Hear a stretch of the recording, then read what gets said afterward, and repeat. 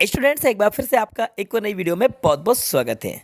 तो आज की इस वीडियो में आपको बताने वाला हूँ एमपी बोर्ड कक्षा 12वीं इंग्लिश की रुक जाना नहीं परीक्षा में पास होने की ट्रिक के बारे में कि किस तरीके से आप इंग्लिश की स्टडी करके इंग्लिश में पास हो सकते हैं और इस एग्ज़ाम को आप निकाल सकते हैं। बस जानने के लिए वीडियो को स्टार्टिंग से लेकर एंड तक ज़रूर देखिएगा, क्योंकि आज मैं आपको पूरा पेपर एक्सप्लेन कराने वाला हूँ। साथ में आपको ये ट्रिक बताऊंगा कि इस पेपर में से कौन कौन से क्वेश्चंस को आपको पढ़ना है और अपने एग्जाम में पास होना है। तो चलिए वीडियो को शुरू करते हैं। अब देखिए, सबसे पहले ये हायर सेकेंडरी मुख्य परीक्षा 2022 का पेपर है। अब ये 2022 का पेपर मैं आपके लिए क्यों लेकर आया हूँ, क्योंकि इसका क्या कनेक्शन है मैं आपको इसी पेपर में बताने वाला हूँ कि जो आपका पेपर आएगा, यानी कि रुक जाना नहीं परीक्षा का जो पेपर आएगा उसका पैटर्न क्या रहेगा वो इस पेपर को देखने से ही आपको पता चलेगा। ठीक है, तो ये हमारी कक्षा 12वीं इंग्लिश का पेपर है। 80 नंबर का आपका पेपर आएगा। इस 80 नंबर में से बच्चों आपको मिनिमम 27 नंबर लाकर पास होना है। कितने नंबर लेकर आना है? 27 मार्क्स आपको लेकर आना है, तभी जाकर आप इसमें पास हो पाएंगे। अब देखिए, ये पेपर आपका कुछ इस तरह से आएगा।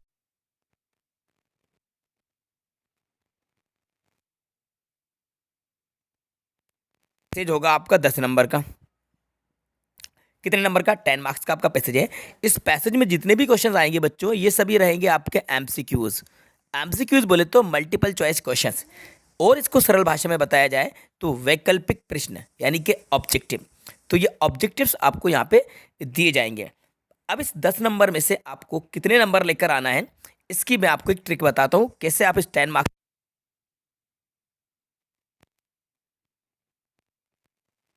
तो बच्चों, इसका क्वेश्चन देखिए, यहाँ पे कह रहे हैं कि read the following passage carefully and answer the questions given below.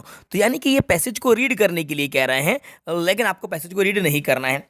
जी हाँ, इनका कहना है कि पैसेज को पहले रीड कीजिए और उसके बाद आप क्वेश्चन के आंसर दीजिए। लेकिन मैं आपसे कहता हूं कि आप पैसेज को रीड करने में अपना टाइम बिल्कुल वेस्ट नहीं करना है। आपका लेवल क्या है, आपकी रीडिंग स्किल क्या है, वो आप सभी बहुत अच्छे तरीके से जानते हैं। आप बहुत अच्छे तरीके से वाकिफ़ हैं कि आपकी इंग्लिश का लेवल क्या है। इसलिए मैं आपको सजेस्ट करूंगा कि आप पैसेज को रीडिंग के चक्कर में आप बिल्कुल मत पढ़ना, टाइम वेस्ट बिल्कुल मत करना। तो फिर करना क्या है सर, बताइए ज़रा, बताइए। हाँ हाँ, बताते हैं करना क्या है आपको। आपको जाना है क्वेश्चन पे, यहाँ पे आ जाइए क्वेश्चन। ठीक है, आपको पहले क्वेश्चन को पढ़ना है।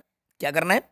पहले आपको क्वेश्चन को पढ़ना है, और क्वेश्चन को पढ़ के इसका आंसर आपको फाइंड करना है। कहाँ पे? इसी पैसेज में। यानी ये पैसेज नहीं आने वाला है, आप ये मत सोचना कि यही पैसेज आ रहा है।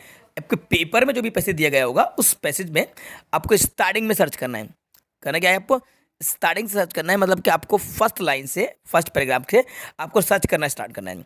कमाल की बात मैं आपको बताऊं कि पहले क्वेश्चन का आंसर लगभग पहले पैराग्राफ में या दूसरी तीसरी लाइन में मिल जाता है। ऐसा होता है, अक्सर होता है।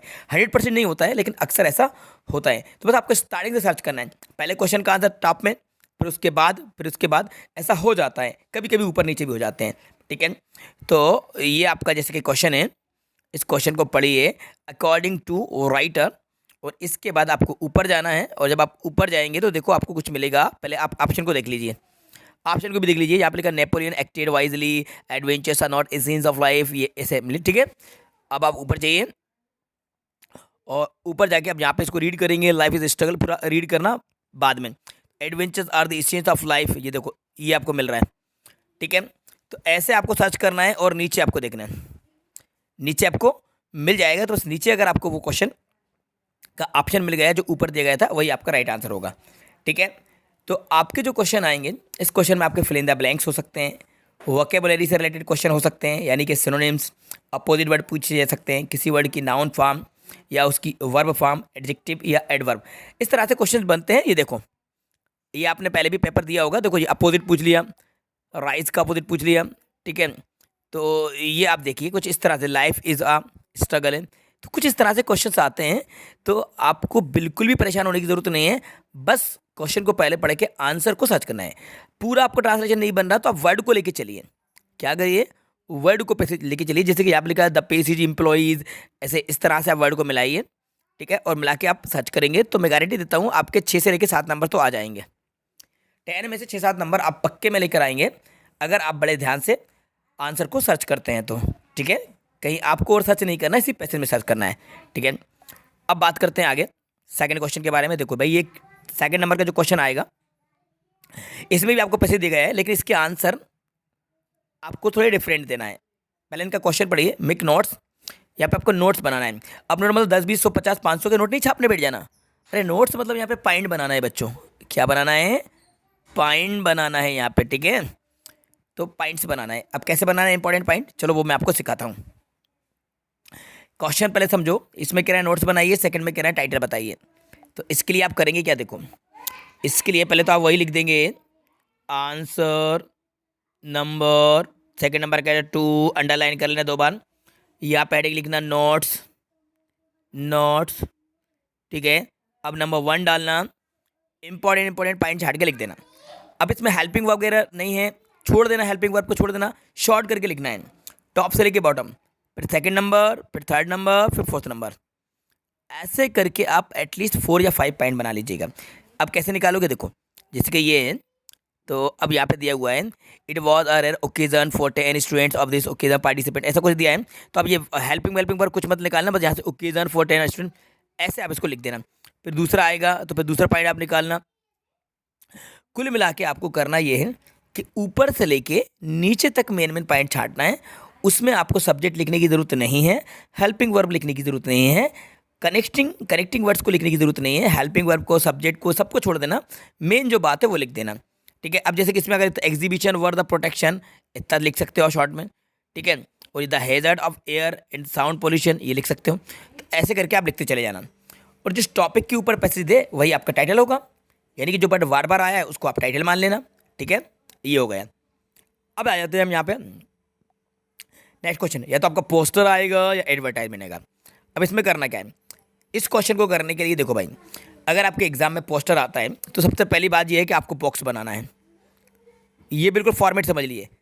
अगर एडवर्टाइजमेंट आए या फिर आपका पोस्टर आए, दोनों ही कंडीशन में आपको बॉक्स बनाना है। इस तरह से एक बॉक्स को ड्रा कर लेना, और जो अगर पोस्टर दिया है, जो टाइटल दिया है, जो भी हेडिंग उसमें दी है, सेव ट्रीज, जो भी कुछ दिया है, सेव वाटर, तो उसको आप यहाँ पे लिख देना। ये सेव ट्री दिया है तो यहाँ पे आप लिख देना सेव ट्रीज, ठीक है। सेव ट्रीज लिख दिया आपने। अब जरूरी नहीं कि सेव ट्रीज आए, कुछ भी आ सकता है। इसको बंद कीजिए। अब यहाँ पे डॉट लगा के बस कुछ पॉइंट लिख दीजिएगा, ठीक है, और लास्ट में उसको एंड कर दीजिएगा एक लाइन से। तो इस तरीके से आप किसी भी पोस्टर को लिख सकते हैं। अगर एडवर्टाइजमेंट भी आपके एग्जाम में आता है तो बस इसमें भी आप बॉक्स बनाइए, और जिस भी टॉपिक के ऊपर एडवर्टाइजमेंट है, जैसे कि फॉर सेल का है तो यहाँ पे हेडिंग लिख देना फॉर सेल।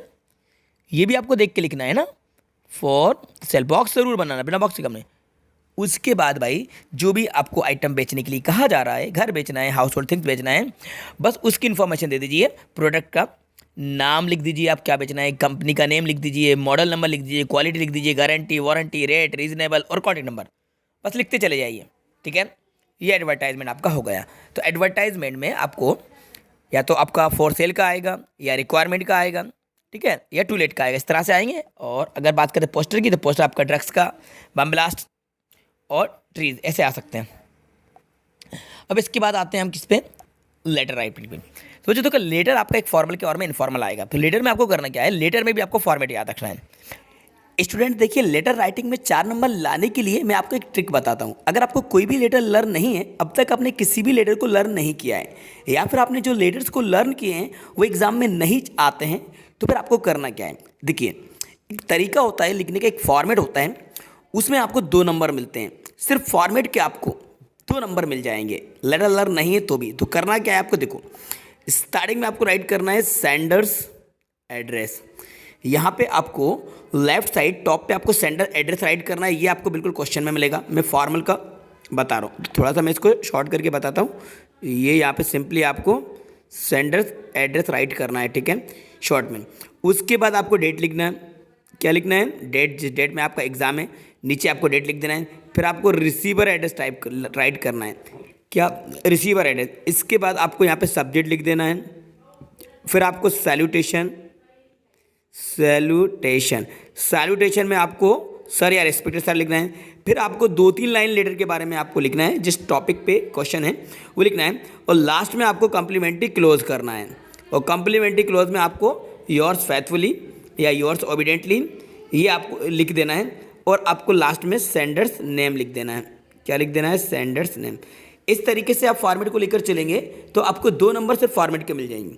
अच्छा देखो, इनफॉर्मल में क्या होता है, इनफॉर्मल रिसीवर एड्रेस नहीं आता बच्चों, और सब्जेक्ट नहीं आता, बस और सैल्यूटेशन में आपको dear father, dear mother, dear brother, dear friend, इस तरह से आप यूज़ कर सकते हैं क्योंकि ये इनफॉर्मल होता है। बाकी लास्ट में आपको सेंटेंस का शॉर्ट नेम लिखना होता है। कॉम्प्लीमेंट्री क्लोज में आपको योर्स अफेक्शनेटली यूज़ करना होता है। ठीक है, इस फॉर्मेट के ऊपर भी वीडियो बनाई गई है, तो हमारे चैनल पर सर्च कीजिएगा लेटर राइटिंग या फॉर्मेट ऑफ फॉर्मल लेटर या फॉर्मेट ऑफ इनफॉर्मल लेटर, वो आपको यहाँ पे मिल जाएंगे। तो आप अच्छे तरीके से उस टॉपिक को देख लीजिए और समझ लीजिए कि किस तरीके से लेटर को लिखा जाता है, यानी कि लिखने का तरीका। फिर आती है आपकी लॉन्ग रिपोर्ट। तो लॉन्ग रिपोर्ट में जो आपको पॉइंट दिए गए हैं, ये हिंट दिए गए हैं, बस इनको डिस्क्राइब करते चले जाना। आपको 4 में से 2 या 3 नंबर मिल जाएंगे, इनको बस डिटेल में लिख देना। अब आते हैं ग्रामर। अब देखो ग्रामर में जो मेन टॉपिक है, वो मेन टॉपिक मैं आपको बताता हूँ। एक आर्टिकल का क्वेश्चन पक्के में आता है बच्चों, आर्टिकल को कवर कर लीजिए। आर्टिकल का 1 नंबर आपको मिल जाएगा। ठीक है, इसके बाद बच्चों आपका एक डिटर्मिनर का क्वेश्चन आता है। डिटर्मिनर मतलब सम, एनी, मच, मेनी, ये क्वेश्चन आता है। इसके बाद आपका कंजक्शन, प्रीपोजिशन, ऐसे क्वेश्चन आता है, जिसके देखो आर्टिकल आया है। फिर तो ये मेन क्वेश्चन है। आर्टिकल है, कंजक्शन है, डिटर्मिनर है, मॉडल है, बस इनको देख लीजिए, आपके 5 नंबर कंफर्म हो जाएंगे। सब्जेक्ट वर्ब एग्रीमेंट है ये। ठीक है, ये सब देख लीजिए। ये मॉडल आया, ये कंजक्शन का आया, ये डिटर्मिनर का क्वेश्चन आया ना। ठीक है, और इनकी मैंने खूब प्रैक्टिस आपको कराई है। हमारे चैनल पर बहुत सारा कलेक्शन आपको देखने को मिलेगा इंग्लिश ग्रामर का, तो आप इन टॉपिक को देख लीजिए। अब आते हैं ड्यूएस डायरेक्टेड। तो ड्यूएस डायरेक्टेड में भी कुछ कॉमन है। देखो हु वाला तो हर साल आता है बच्चों। ये हु का यूज़ हम करते हैं।